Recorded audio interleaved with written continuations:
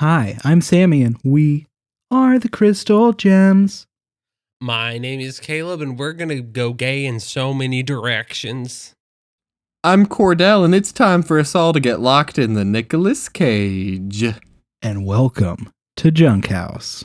It's a psychobilly freakout!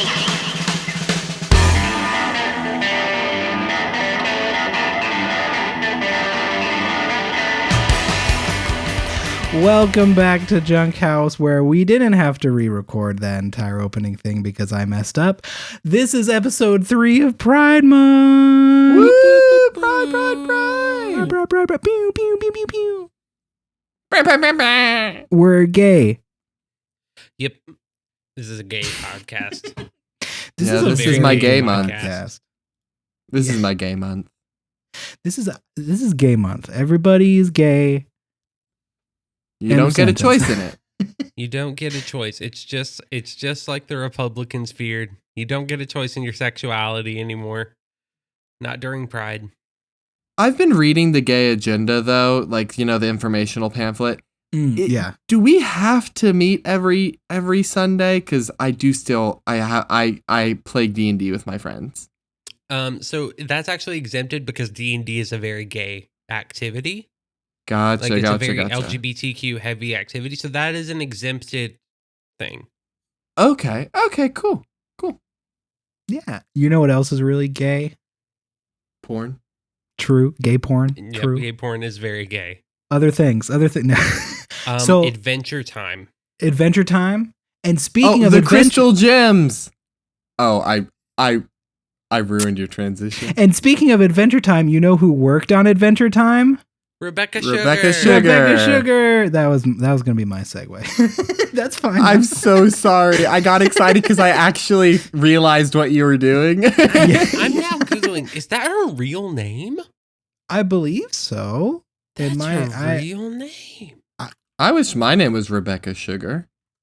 But last week I just talked about healing crystals in general. And I think we even said in that episode where I was like, my next topic is going to be the Crystal Gems Steven universe. So I stuck to my promise. This one's about crystals. Gemming it up. That's good. I like that. Yeah. If you don't know, Steven Universe is about these like aliens that come to Earth. Also this half human, half gem, Steven. They're rocks. They're rocks. They rock. They do rock. But it's very gay.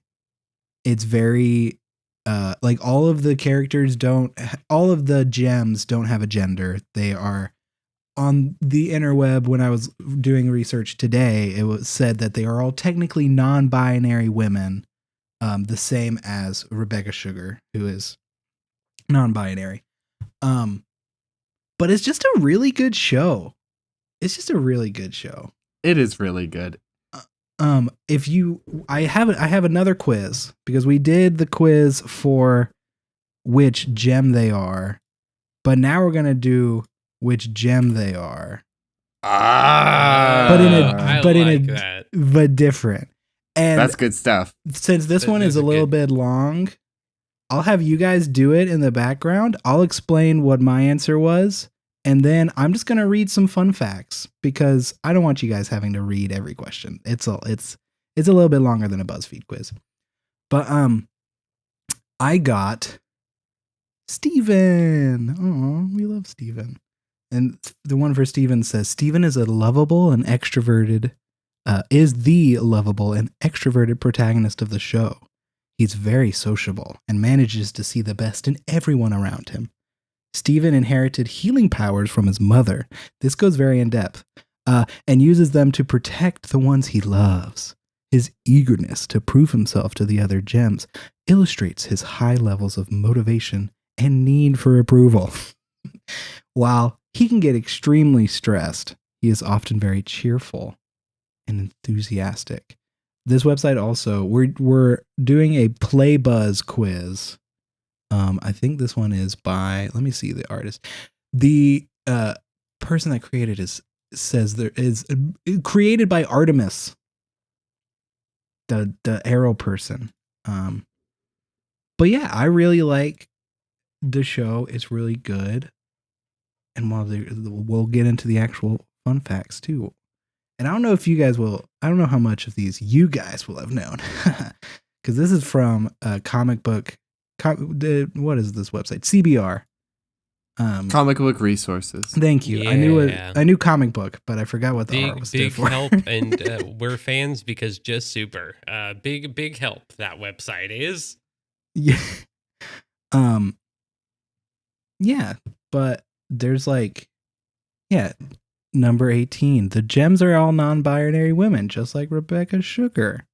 In an NPR interview, Rebecca clarified that the gems are non-binary women. So like they don't see themselves as women, but are like have physical traits of women. So at least in the interview, it was like, yeah, they're fine being seen as women, but they're non-binary. Other fun facts: Lars and Sadie came before the actual crystal gems. Oh wow! So, like the characters of Lars and Sadie, they're like two side characters that work at a donut shop near the crystal gems hideout, or like house. This one will interest Cordell. I'm Cordell because it's about Lapis. Yeah, it's about so proto Lapis, the original character idea for Lapis, was from this art magazine that Rebecca Sugar made, where Lapis dated Sonic the Hedgehog. What? Or at least a character very similar named Rad Rover. Oh my goodness. Wild. He looks like Sonic. It's very funny. Did you know that the real Steven Universe, the character of Steven Universe, is based off of Rebecca Sugar's younger brother? Yes, I did. I knew that one. That's very cute. That is very cute. He also works on the show. He's a background artist for I didn't double check this, at least for Steven Universe. I'm not sure about Steven Universe Future, which that's also a great show. I don't know if you guys have seen that one. Huh. I got my answer. You got your answer? Okay, perfect. Yeah. I'm still working on mine because some of these are a little bit more complicated, a little bit more hard to think about for me. But yeah. I've seen a good bit of Steven Universe Future, but I personally just kind of quit being invested a little bit. I think that's fair, especially because it came out a good bit after regular Steven Universe, I think, right? It did, but I actually because I got HBO Max two summers ago and just watched through. But I got through Steven Universe and I was kind of in the midst of Future. And yeah, life got a little crazy. But I also I felt like the narrative was wrapped up. And yet they just kind of... And there was a good narrative they were telling with Future. But I personally was like, the story's over. Why are we doing this? But I also know that that's probably just the Steven in me. Are you Steven too? Yeah, I got Steven. Oh, okay. We're Stevens. I am almost done. Okay. I really liked Steven Universe Future because there's a lot of it kind of involves a lot more adult things. Like he's actually becoming a young adult. Yeah. And there's this whole episode where cuz he started a school for all of the gems because they're aliens and don't understand how to live on Earth. So he's helping them out, and I think it might be the season finale. One of the episodes, he's getting all stressed out. He is very anxious and very stressed out about the whole thing, and he's basically all of the gems keep turning into him to play Steven Tag, which was an old game where the gems have the ability to transform their physical forms. So it would be whenever you got tagged, you had to turn into Steven. So whenever they would turn into Steven during this game, they turn into Kid Steven. And he's like an adult. Like he looks older now. And there's just this, it's very like this poignant moment of he's like, I understand this is how you guys see me, but I'm not a kid anymore. Like this isn't who I am anymore. And it's like this, it gets into, in my mind, a lot like deeper stuff, deeper emotional topics than the original, but the original still gets into like a lot of very terrifying things. Like he almost gets consumed by turning into a cat. Yeah. I did watch, actually. I finished Future. I just forgot I finished it because I'm dumb. No. Yeah, that's why I kind of fell off, because it stopped existing. Yeah, because you finished it. Yeah. Yeah, I was like, I don't know. I just kind of got done watching it. Well, duh. Yeah.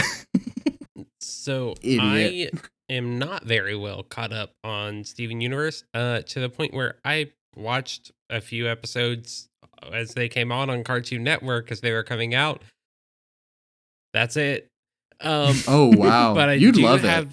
I probably would. I probably do need to Yeah. watch it, but I'm so deep in so many other shows right now that taking on another one sounds like a daunting task.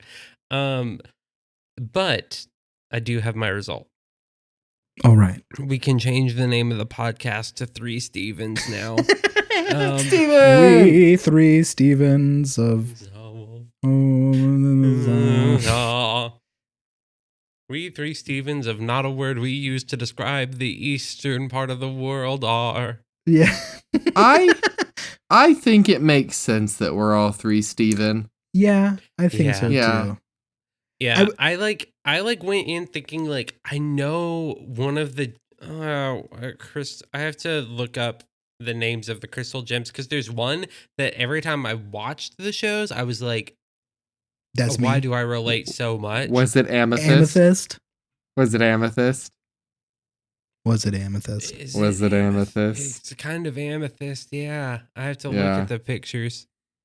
Is Amethyst the shorter one that is Yeah. very The violent? purple. Yep. Yeah, Amethyst. that's me. Yeah, Yeah. I very much relate to Amethyst. Yeah. Amethyst and Pearl. Like if I had Pearl's anxiety with Amethyst and everything Yes. else. Wow. Yeah. That's a very good description. Yeah, If you because want to, listeners, if you want to know me about me as a person and are a fan of Steven Universe, well, here you go. here you go. I think now that I'm done being an idiot and I remember that I actually did finish this series, I applaud it because it is a show that was never scared of taking on adult concepts and giving them to children in a way that is palatable and that helps them digest with it and grow with it, you know? Yeah. That's why I liked it. It's really good. I might like Future more, but I'm not sure because I haven't seen both of them in too long. Yeah. Yeah. And it's hard when they're about such different things. Like, Yeah. And like- they're both deep in different ways. Steven Universe gets into some wildly dark concepts for children and then ends and the plot is resolved, but Steven's emotional journey isn't, which I think is why they did the movie and then did Future, was it gave Steven a chance to like confront the problems he still had left over after it all. Yeah. Like just a quick rundown, spoiler alert. So it turns out, the gem world that all of the gems come from is ruled by the 3 diamonds. It's white diamond, or 4 diamonds, yeah. White diamond, pink diamond, blue diamond, and yellow diamond. Turns out Steven's mother is pink diamond. And which means that Steven is pink diamond. Which means Steven, because like it's all this weird shit because like they're aliens, they don't have wombs. So like to give birth to Steven, Rose Quartz, his mother, had to like become him, like had to, like she didn't just give birth to him, she like basically gave him her essence. Yeah, she kind of like re-sculpted her energy projection into a flesh and blood person with a gem that was her. Yeah. It's complicated and beautiful. Yeah, because like he has this dad who is like, what's his name? His last name is Universe. Greg Universe. Thank you. And he is a rock star or a wannabe rock star. And you find out later in the series that he's only not a rock star because his old band fucked him over real bad. But and also he fell in love with Rose and was like, okay, so it's cute. But I don't know where I was going with that. I guess just this good show.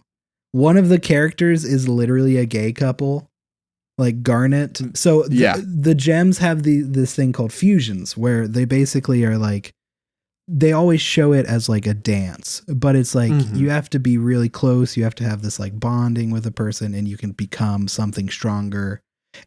Fusion Dragon Ball Z shit, except more with love and like friendship. And Garnet is this character you see throughout the entire thing, is this very quiet, very stoic, very like only says stuff when they need to. And it turned to come to find out, Garnet's been a fusion the entire time of these two gems, Ruby and Sapphire, that are just so in love and so connected. They never want to be apart. So they're just always this fusion of Garnet, and it is so cute. It's great. And I mean that's like the whole analogy metaphor of fusion is that it is meant to represent the intimacy of a relationship. Yeah, because like whenever you're really in sync, it's almost like you can act as one distinct unit. And there are times when Ruby and Sapphire disagree, so Garnet dissolves back into the two of them because they cannot maintain their unity. And there are fusions that have happened forcefully in the show. Yeah. Which gets into talking about like sexual abuse and emotional abuse and even rape. Like the show talks about all these very deep concepts of like, this is a very personal thing for whoever is willing to partake in this unity. But then there are people who are forced into fusions. It's really, really awesome. And the kid that grew up watching Power Rangers, who's still deep inside me, loved seeing the new fusions. It was almost like seeing a new Zord or Megazord, you know? It's so cool. Also, kind of going into that of just the relationship stuff, I don't know how accurate this is because random websites say that all of the characters, at least the main crystal gems, are supposed to be different. They treat relationships differently. So like Steven is codependent. Amethyst is counter dependent. Pearl is like just dependent, just straight dependent. And then Garnet is interdependent. They're all just like these different dependencies on stuff. I think Amethyst could just be called independent. True. Possibly, yeah. Because she likes being around them, but she's always going to do her own thing. And that gets her into trouble too. Yeah. For some reason, I don't know why the website said counter dependent instead of just independent. But I love doing that where you like think of a word, but you're thinking of the opposite of the word and you forget that the opposite of that word is already a word. So you invent a new word. Yeah. Yeah. It's like non-dependent. Yeah. Instead of like great, sometimes I will only be able to think of the word deplorable. And so I will say anti-deplorable. I love that though.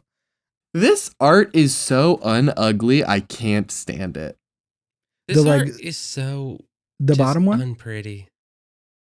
No, we're just talking about just you're right. bad choices of words. Yeah. I'm gone. I'm out of here. The one funny thing and then one serious thing that's cool, and then we can move on. But we'll start with the cool thing. I guess it's not that cool. I think it's so cool. The song "Stronger Than You," that's like a very popular song in the show. It's like there's this villain, I think at the end of season 1, Jasper comes to Earth, who's this like just a warrior, very specifically a warrior gem, and is like fucking shit up. And so Garnet has this fight. Also Jasper is like Jasper is like at least in this episode, embodiment of like homophobia and like all of these things, because fusion's they nasty. think that fusions are disgusting. Fusions are like are terrible, should never exist. So Garnet's having this fight with Jasper, a fusion versus a non-fusion, a person who hates fusions. And there's just this really good song, I'm stronger than you. Like, it's just very, very catchy. Apparently that entire like fight and that song was based on or was like a interpretation of a encounter Rebecca Sugar and I think now husband. I don't know if they were they were married at the time, but Ian Jones Corty. But they were apparently in 2009 attacked by a group of skinheads. Yay! Because they're an interracial couple. So, Garnet is kind of like the Sapphire and Ruby. That's also supposed to just be an allusion to interracial couples. Because in the gems, they're not supposed to mix at all like that. Like rubies have their purpose, sapphires have their purpose. So it's just this really cool, like, hey, I'm stronger than you. I'm better than you. And it's like, I guess it is cool because it's Rebecca and her husband being like, fuck those skinheads. We're stronger than you. Yeah. But then the funny thing, you guys know Uncle Grandpa?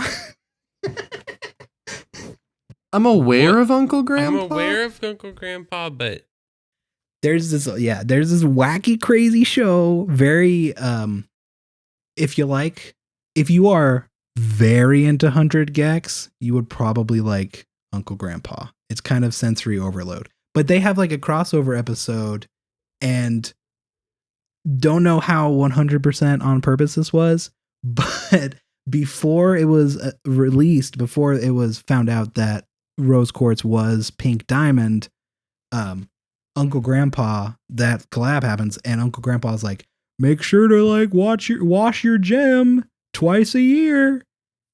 Fun fact, Rose Quartz doesn't need to be washed. Diamonds Pink do. Diamond do. Oh, that's good. So Uncle Grandpa just knew. That's good That's stuff. wild. But it's So cool. It's just a great show. It's very gay, which is why I wanted to bring it up this month, and I said I was going to talk about it anyway. So if you haven't given it a chance, hopefully I gave you just enough information that you're interested. But yeah, it's very neat. It was one of those shows I was aware of for a long time, but didn't know if I'd really enjoy it. And then I got started, and it's just, they're like 15-minute episodes. Yeah. And it is just delightful and precious and cute, all while talking about really deep concepts and building this world as it goes. And it's just a great time, to be honest. It's real good. Yeah. This is also important. I forgot to say this. According to, again, website, it was also the first show, at least on Cartoon Network, first cartoon that was fully headed and created by a woman. Yeah, I've seen that too. And that's just I didn't also know just that. dope. That's really cool. Yeah. I think last thing I feel is, because I thought about it while you were talking, Cordell, is just like, I feel like it's also a lot of kids' first experience with non-binary characters. Like characters that look a certain way but don't identify with that. Yeah. Or don't benefit, don't behave. I don't know why I said benefit. That don't behave like stereotypical stuff. And that's just, that's very cool. It is cool. Yeah. Speaking of firsts and non-binary. Ooh. I'm sending a link right now. My topic is something Cordell is going to be very excited about. We're talking about Secret Lair Pride Across the Multiverse. Ooh, hell This yes. is a dope Secret Lair. It's a dope Secret Lair. For those of you who don't know, Cordell and I and Sammy, we all three play Magic the Gathering. Yeah, and they're bigger this is- MTG nerds than I will say. I've gotten way too deep in this. Cordell is deeper than I am, and I'm pretty deep in some points. But every once in a while, Wizards of the Coast will announce that they are releasing this thing called the Secret Lair, which is a collection of cards that are done with really cool new art. They get new artists to come in and do it. And this year, 2022, for Pride and in celebration of Pride, they released Pride Across the Multiverse, which is cards from Magic's history, redone in a way to show LGBTQ characters or just LGBTQ concepts in general, which is very cool. It did spark a lot of controversy on Twitter, specifically over one card, which was a card called Bearscape. Okay. fair. But Which is incredible.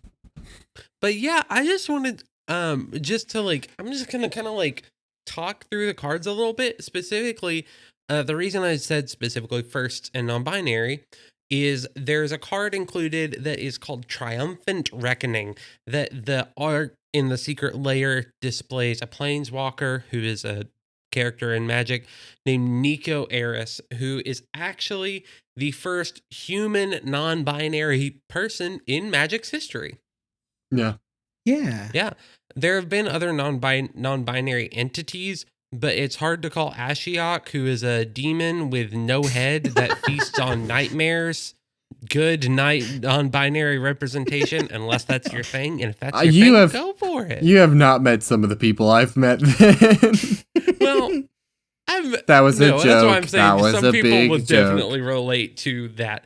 But yeah, so Nico Eris being the first non-binary couple, we have the one card shows a gay marriage between Ral Zarek and Dak Faden. No, not Dak Faden. No, Ral Zarek, and I can't remember his There's partner's name. just some Ravnica character that Ral is with, but I Yeah. don't remember his name. It's Yeah, not Dak though. It's not Dak. Dak is not even on Ravnica, if I'm remembering. Dak's right. dead. Dak's dead. Is it Tomic Verona? It is. It's Tomic. Yeah. It's Tomic, yeah. So it shows Ral and Tomic getting married. I googled we that. see- I didn't know that off the top. I just have to say that. Okay. I was like, I'm very impressed. Yeah, don't be But impressed. It was these Google.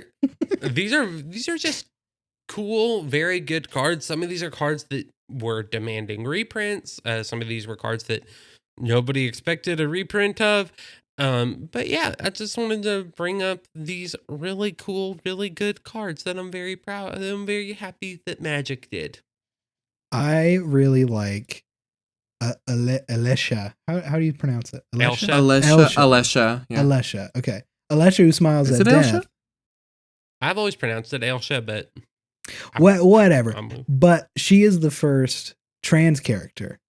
Yeah. And Yes. in the Pride, they have in the Pride collection, Pride Secret Lair, rather, they have her being like an elder. I saw a video use the words a trans elder, which I really like, and that's kind of the goal for me, like a trans person who is an elder to other trans people and can help them. Yeah, be and the way they are. it's really important for that representation because there are just a lot of trans people who die young for a variety of reasons. Yeah. One of those being that the suicide rate among the trans community is wildly high, Yeah. because people don't want to accept them. Yeah. Shout It's out. frustrating. And but yeah, Oh, the art is just fantastic because it's Alesha who is a trans woman. Yes, right? Yes, trans. Yes. Reaching out and picking up a youth who visually looks like they're wearing a binder. It's really cool.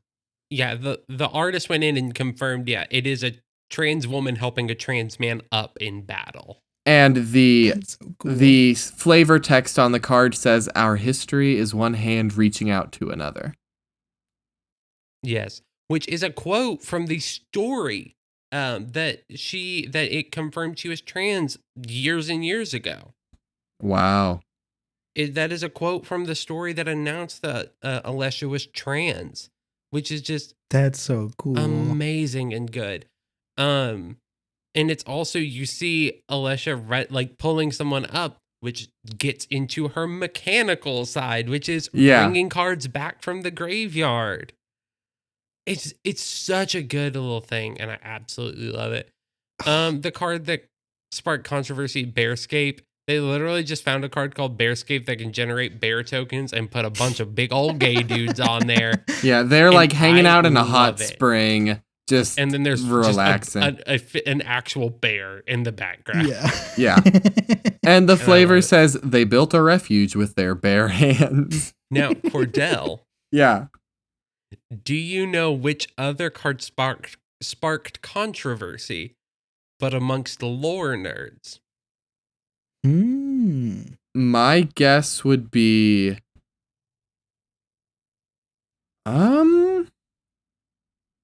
okay, I have three ideas, and I'm gonna walk through the reasons why I think it might be them before getting going.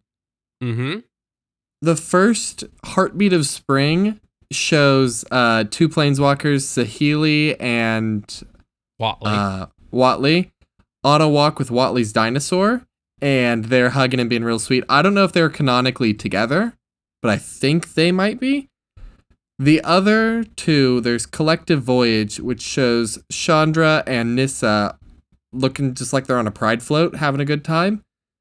But that one was canonically nixed, which is why I'm thinking it might be that. Or Mana Confluence, which shows 6 people in robes looking like a rainbow. But I think people are frustrated at the lack of the 5 colors of mana being represented there. So I'm going to go with Mana Confluence. So Mana Confluence did spark, it was like frustration, but not controversy. Okay. Heartbeat of Spring, they are canonically together, Watley and Saheeli. It's Collective Voyage. Yep. So here's the thing. Collective Voyage, the controversy was the fact that for a long time in lore, there was a will they, won't they between Chandra and Nissa. Then out of nowhere, there was a random one line where Chandra just said she was straight and ended all the will they, won't they tension. So and it got a lot of fans mad. It got a lot of fans mad. The controversy is the fact that this card is almost putting salt in the wound for some fans of, why are you showing them on the same card on different ships? Yeah. Because these are ships floating through the sky. Yeah. And so a lot of fans were just like, really? You could have picked any other 2 planeswalkers that would have just been at a Pride event, and you picked the 2 that you in your story wrote together and then pulled apart in your story? Like, Well, really? let me pitch a concept here. Which Here's also, my this is theory. a Nazi sympathizer, so like, whatever. Wait whoa. You can't just say that. Oh, I will back it up. Okay. Back it up. Back it up. Okay, We're going to get Lori here. Sorry, everybody. What is Nissa's home plane? Zendikar. Okay, what happened on Zendikar? The Royal. The big thing. The Eldrazi. The Eldrazi. When Nissa had a chance to put the Eldrazi down, she didn't, and she let them go to Innistrad. She let them leave the plane and go devastate another plane with no involvement. Nissa did not have the power to seal them there on her own. No, but she had the opportunity to get the Gatewatch back and to do it. She had the opportunity to be able to do it, and she didn't, and she let them go to Innistrad. Why? Because she has beef with Liliana. I'm just saying, if you're going to have this opinion, which fine, have it, you better have the same opinion with Sorin and Nahiri. I do. Okay, good. Good. I do. They're all 3 bad characters with they're all bad jerks. lines. Yeah, Yeah, good. they're all jerks. But my theory here is that what if this is Wizards of the Coast saying, yeah, we get it. That Chandra line was a goof. It was a mistake. Here is us putting them on different ships, hinting at the possibility that, oh, look, they're both celebrating Pride. What if they come together? What if it's the beginning of them actually setting that right? It's a possibility, but they would need to introduce that in the story. And Well, that's a whole other thing. But yeah, that one sparked a lot of controversy. Yeah, some people were kind of upset about the mana confluence, like, but that's just kind of a fun thing. Like, they were, at the end of the day, they're like, we get it, whatever. Like, yeah, it's a rainbow. We get it. The Soul Ring is really neat because hidden in the art are a bunch of different references to various queer communities. yes. Almost all of which It's are really over cool. my head, but I like it. Yeah, like all of in the middle, it has a ring of eyes, and each eye brain. What is the Iris. Each eye within the ring has a different pride flag. Yeah, but I was trying to think of iris. So yeah, they're each the Oh, pride flag. Iris. There's also a hand holding 4 playing cards, and they're all 4 aces. Yeah. There's a trans flag and a gay flag, a rainbow flag on the top on either side. There's also the intersex symbol hidden in there. There's a lot It's of really cool stuff, pretty. including one of the things that I really like that's important is the it's kind of hard to see. I'm trying to find it again because I lost it for a second. Stonewall equals 1969. I can't find it again, but somewhere in there's like images that kind of look like a leather jacket opening up, which like the leather community was a big part of the actual Stonewall riots. Like the gay leather community, which is just really cool. There's like really cool little touches like that. Now those are gay people who like leather, not leather made from gay animals. Yes. Okay. Just to clarify. Yeah. Just to clarify. Just to clarify. Just making to sure. clarify. Yeah, Just what kind of we get it, Cardell. sickos? You're straight. Yeah. Okay, well, no more words from Cordy. See you at the end of Pride Month. I'm out. Come back, no. No. Anyway, No, I need to make this about me. We're straight Pride Month. Yeah, where's my money? That one, okay. I was about to Are say, you telling me? You go. No, I was just gonna make more grumbly sounds.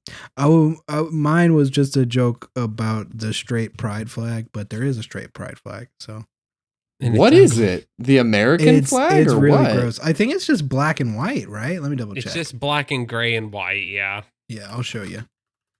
Yeah. It's very funny that there has been a lot of like really beautiful pride flags, and then when people wanted to make a straight pride flag, which is probably not something that needs to be made anyway, let's be honest. But there's 2 straight pride flags actually. yes, the one I saw was prison garb. It's just black and white. But the newer one is like blue and pink, right? And has like the symbols.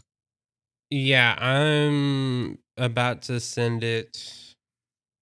Also, while you're sending that, interesting thing. I'm talking with one of my trans man friends.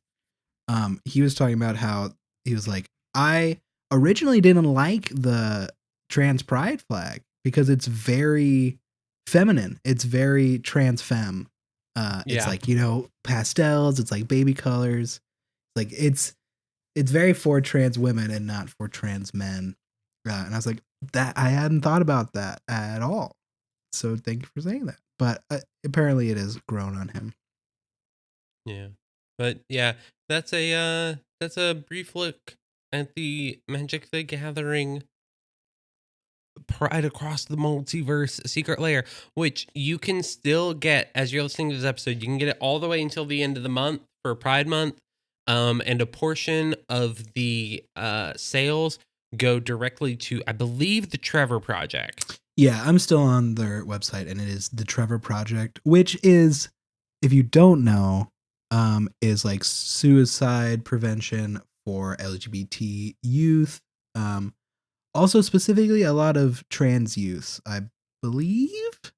But I mean, yeah, it's they do tend to like focus on trans youth. Yeah, since like you were saying earlier, there is a staggering amount more like suicides and stuff with trans people, which really sucks.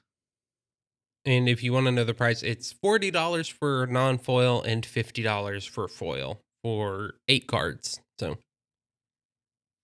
But they're really pretty cards. they are really pretty and pretty good reprints. So Yeah. And continuing this episode's tradition of topics that will alienate a good bit of viewers on accident. Here is it's time. Everyone, do you see this key in my hand? What? Cordell, what are you unlocking? What? Why are we all going in there with you? Cordell, did you just reach through the bars, lock it, and throw away the key? What? Why are we here? That's right, everybody. Everyone knows there's nothing the gays love more than Nicolas Cage. So here we are, locked in the cage. Nicolas Gage. Nicolas Gage. Gage. Yeah, everyone knows the gays love him. So, well, let's just tell it how it is. Everybody loves Nicolas Cage. Everybody loves Nicolas Gay, Cage. straight, asexual, aromantic, trans, non-cis. Everyone likes Nicolas Cage. There is something captivating about Nicolas Cage. And seeing as he is beginning to go through something of a renaissance, I want to talk about him a little bit. That is completely fair, saying the Renaissance stuff, especially because he literally played himself in a movie recently. And I haven't seen the movie yet, but I've heard it's amazing. I haven't seen it yet either, which is why I feel a little bit ill-equipped, but I want to talk about him now, you know? Yo, that's very fair. I'm trying to remember the exact name of the title. It's like the unbearable weight of massive talent or I think that's exactly it. Let me double check. That though, is but I the think name of the movie, yes. Well, there goes my flawless memory. That's why the gays love me. We do, though. That's true. Because of my flawless memory. Exactly. Not because you're hot and a great person. I just need to say, though, put the bunny in the basket. I just need to say, though, the bees! Not the bees! I'm sorry. I hate to interrupt, but I just need to say, we're going to steal the Declaration of Independence. Okay, but I'm also going to, I'm sorry to interrupt that, but I'm also going to say, ow, my head's on fire. Help. Sorry to interrupt that, but I'm also going to say, ow, my head's on fire again in the sequel. Help. Vengeance.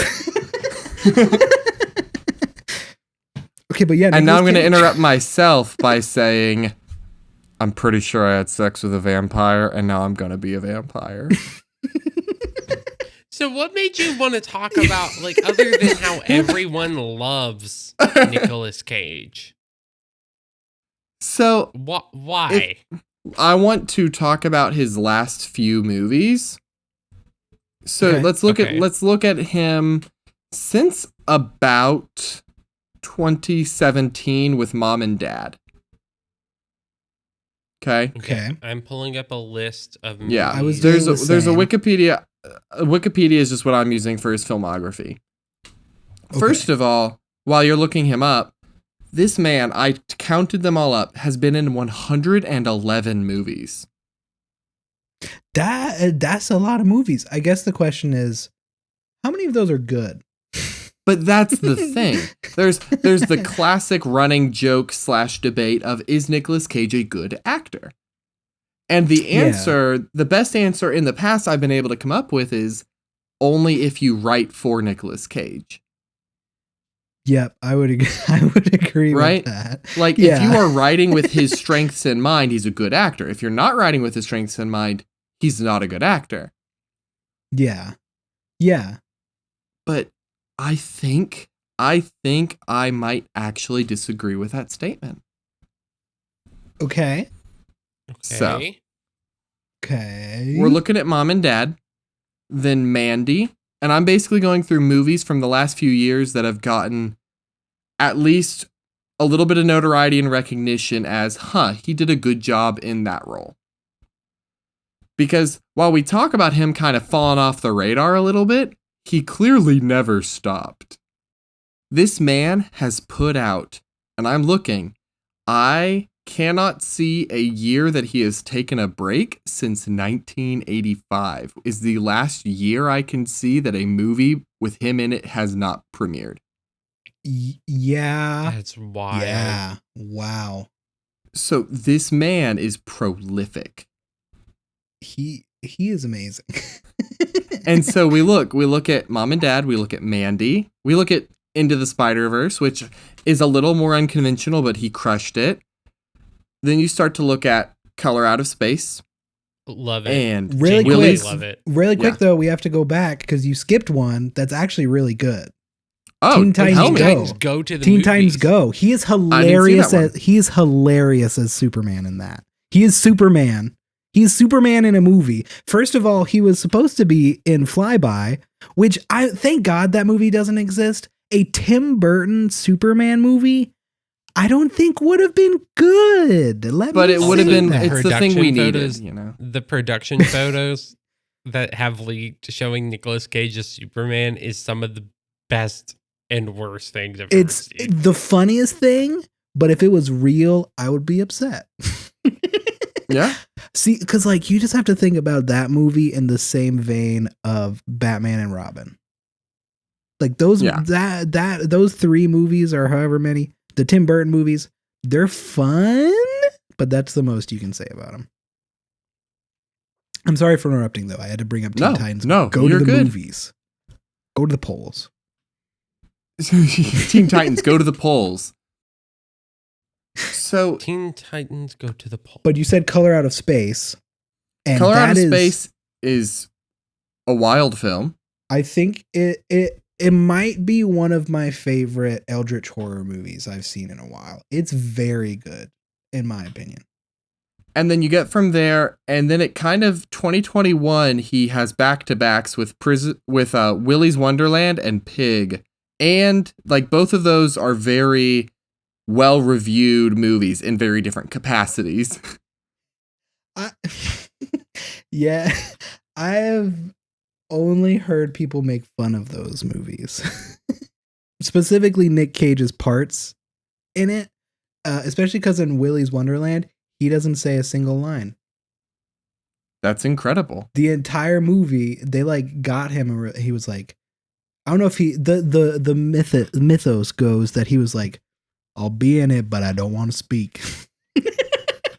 And he's like, he's supposed to be the main character, but he's not. Yeah. But Yeah. people still overall have a great time with the movie, which, a movie Yeah. that is essentially Five Nights at Freddy's is meant to be fun Yeah. and not good. Yeah. But then that same year, Pig comes out, and that movie is very, very well praised and received overall. Like, people think his performance is excellent Yeah. from the reviews I've read. I don't know anything about that. I will say. Yeah, and a lot of this is me too, just going off of my impressions and what I've read about him too. I am very soon going to lock myself in the cage, and I'm going to watch a lot of Nicolas Cage movies. We should have one of our stream nights. We could have a movie night, and we could watch some Nicolas Cage and meme on it. Yeah, or just like have a good MST3K time. Nicolas Cage. Exactly. Exactspies. Exactspies. I still think he's not a very good actor. But that is where his style comes in, Okay. is what I think we haven't been taking into account. Okay. Because if you read people's commentaries on his style, I think this is one of the most flowery but also like really good summaries I've seen of him and his performance types. The Guardian at one point wrote about him, "In Cage's hands, cartoonish moments are imbued with real emotion, and real emotions become cartoons. He is erratic and unpredictable. He is captivating and he is capricious. He is a performer. He is a troubadour. He is a jazz musician." Do you disagree? No. Here's my thing. Hmm. I think Nicolas Cage is an incredible actor. There we go. Okay. Because part of being an actor, and part of being an actor in Hollywood specifically, it's different for stage and different for different elements of film, is you want people to talk about you enough that they keep hiring you. That's true. He's really good at And that. Nicolas Cage is very good about making sure people are talking about him and that he keeps getting work. I mean, like Wardell said earlier, and like we pointed out, there hasn't been a movie since the 90s that he has, like there hasn't been a year where he has not released a movie. That takes a lot of work, and he is working. I think my hang up with Nicolas Cage and me saying he is an incredible actor, I think he's a good actor, but every character I've seen him in, I don't see the character. I see Nicolas Cage. Interesting. I don't think there has been any other than like maybe other than his like voice roles. A lot of times I'm just like, maybe even with Spider-Verse a little bit, it was like, okay, that's Nick Cage. That's not noir. But like, Yeah, that I see. Sorry, you go. I see what you're saying, but like there are so many actors that I have that problem with that I just kind of like forget about it after a while.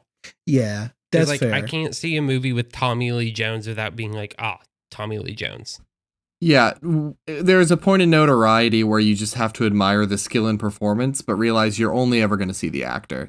Even Tom Holland, Nick Fury, like that's the weird part about actors. The more we know them, the less convincing they become in a way. Yeah. Oh, yeah. Like Samuel L. Jackson has now made a career on being different shades of the same character. Yeah. Like he did, like he really did Pulp Fiction and just kind of has ridden that character. Yeah. I'm going to be the guy that swears and jumps I'm going to around. say motherfucker as much as I can. I'm going to say motherfucker so much. So here is another wrinkle I want to add to our discussion, and I've been kind of layering these in as we go. Okay. Nicolas Cage went into an insane amount of debt around 2010. Yes. Yes. He owed the IRS $14 million and owed millions more to various creditors that he had. So, he took every role that came his way. And that is, I think, when we went from Nicolas Cage, the guy who did some weird 80s and 90s movies and is now the Ghost Rider and in National Treasure.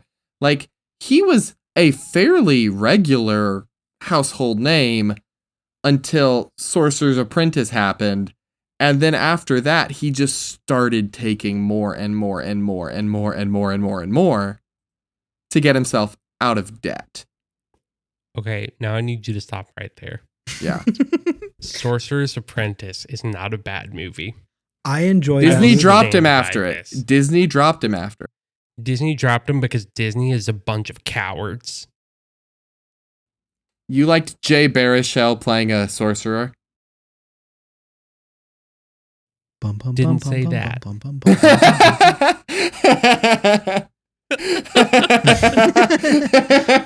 But it had that really good One Republic song. It did. That's It the did most have that iconic part. It did have that One Republic song. And they played it with lightning. Yeah. That With was Whoa. dope. I like it when they incorporate songs in movies, like in the Power Rangers movie, whenever they played Hand Clap by Fitz and the Tantrum, and there's a part where two of them high-fived in sync with the music. Are you talking Whoa. about Power Rangers 2017? Yeah, I love that movie. I love that movie. I haven't Thank seen it, but I think I Oh, would enjoy Sammy, it. you gotta, girl. I will. I love the Someday Power I will Rangers. bring that as one of my topics, and you'll have to watch it. There we go. Fuck, okay. So, to carry on this cage analysis that I've gone on, Yeah. We're locked in the cage. we're locked in the cage still. He took somewhere in the ballpark of 46 movies to get out of debt. Damn. Yeah. Because Well, it's that was 14 his million, right? Is that what you said? exactly, yeah. Yeah. Okay. Then that makes sense. But damn. That was whenever we started to view Nicolas Cage as a washed up crazy dude who will do anything. Because in essence, he was a washed up guy who had to do anything. Yeah. So we were right, but he even in interview says he never once phoned in one of those roles. That like whatever he had to take, he put his all in, but we didn't care about them because they were bad movies. And Yeah. what I think the thing about Nicolas Cage is, and here's a new quote that I think sheds light on what we're seeing of him now. Okay. And it was in July 2021. He told Variety that the commercial constraints imposed on his performances were the main reason he abandoned Hollywood and opted to work for low-budget independent films. They gave him freedom to experiment and to be more fluid. Which I will posit is likely why we are seeing his renaissance. I would agree with that. I mean, Color Out of Space was very not Hollywood. It was very low budget. It wasn't Hollywood, and it was very good. It's incredible. It was one of my COVID comfort movies. Fair. I really do want to watch that movie. I know spoilers about it because it's talked about a lot, but like Nicolas Cage found his home after a long, long time in more indie productions. Yeah. He is also best.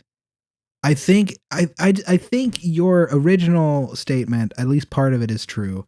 When when he is written for, that is his best parts. So like Out of Space, he plays a character that slowly becomes crazier and crazier.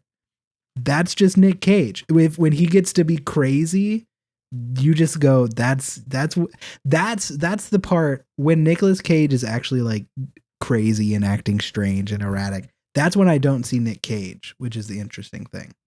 Wild. I have kind of a two-part concept I want to put out there. I want to see how we feel about it. One, could it not be said that any good role was written for the actor who played it?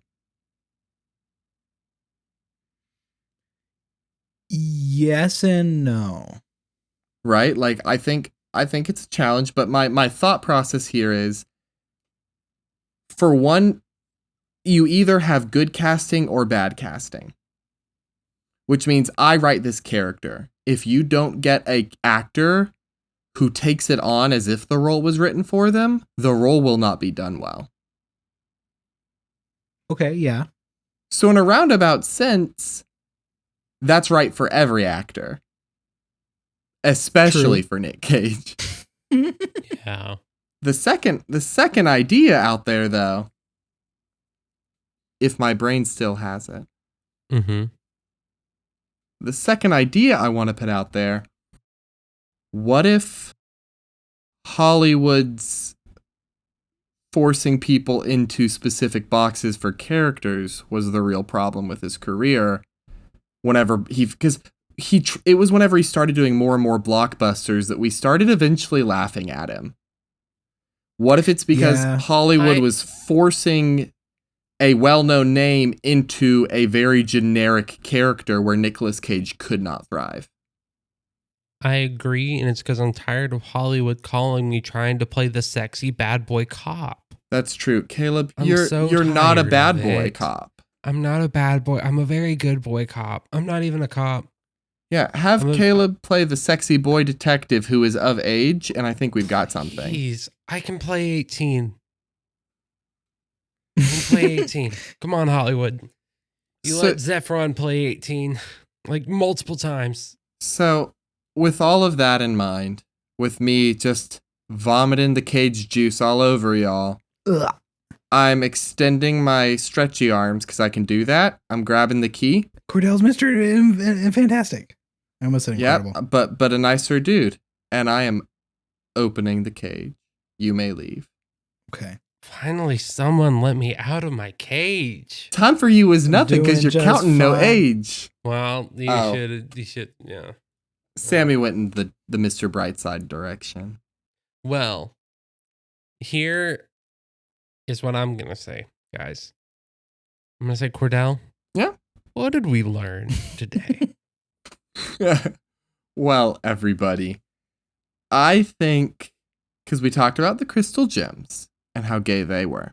We talked about Pride Across the Multiverse and how gay that is. Mm-hmm. And we talked about Nicolas Cage and how queer he is. So I think the lesson we learned here today is that there are so many beautiful art things that can happen if you trust artists to have their process and don't try to force them into commercialized cookie cutter shapes. So what you're saying is capitalism was the villain all along.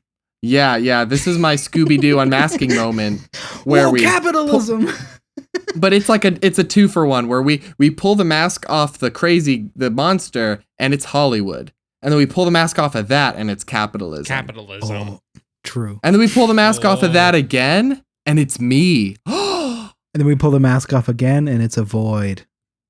Yeah, and then we all get sucked into the black hole.